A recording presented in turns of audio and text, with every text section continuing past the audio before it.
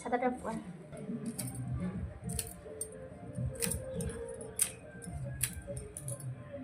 শীষ পালক শাক বড়ি দিয়ে বানালে যা লাগে না, হেভি লাগে।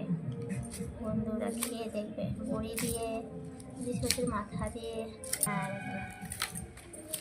কালা আমার বোঝে না রে, আমি যেতে যাই, তারে বিনা বের হতে জলে পড়ে ছাই।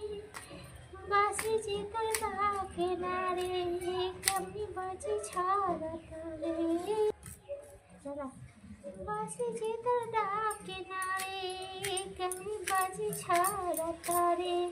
পরাণ কাঁদে তবু আমার দুজন কাঁদে না। বোবা মনের ভালোবাসা সে তো বসে না। ভালো কর, ভালো কর। বন্ধুরা কে কে আমার মতন এই পালক শাকের গোড়াটা খাও, হেভি লাগে, খেয়ে দেখবে। আমি তো ফেলি না, সাদাটা উপর লাস্ট দেখাবো। এই যে বন্ধুরা পালক শাকের গোড়াটা দারুণ লাগে। বন্ধ কর, কাটা হয়ে গেলো। বেগুনটা আগেই কেটে রেখেছি।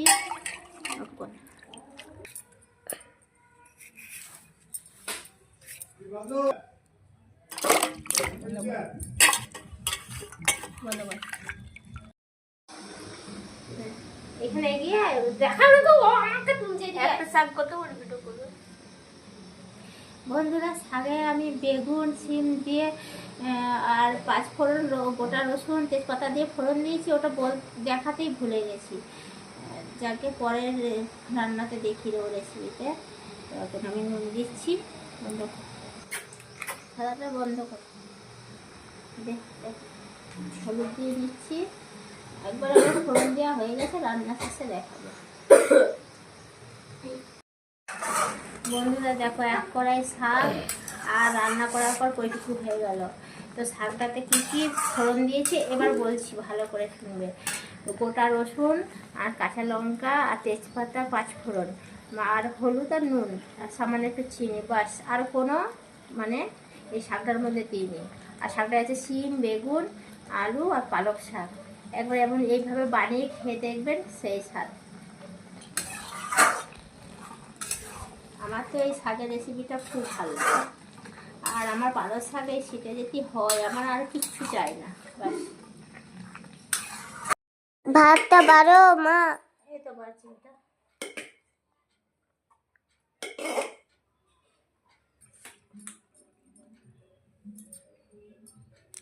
ওহ, খেতে যা লাগবে।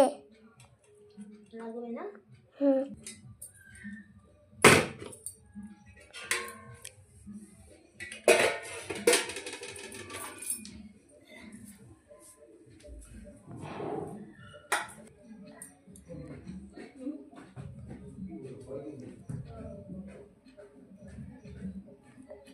তরকারিটা দেখো বন্ধুরা, হেভি লাগবে খেতে।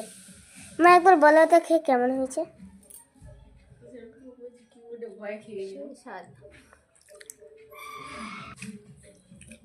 ভাত দিচ্ছি, দেখে না।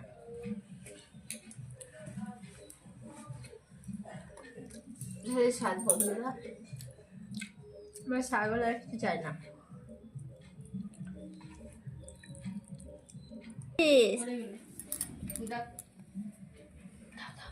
ধরে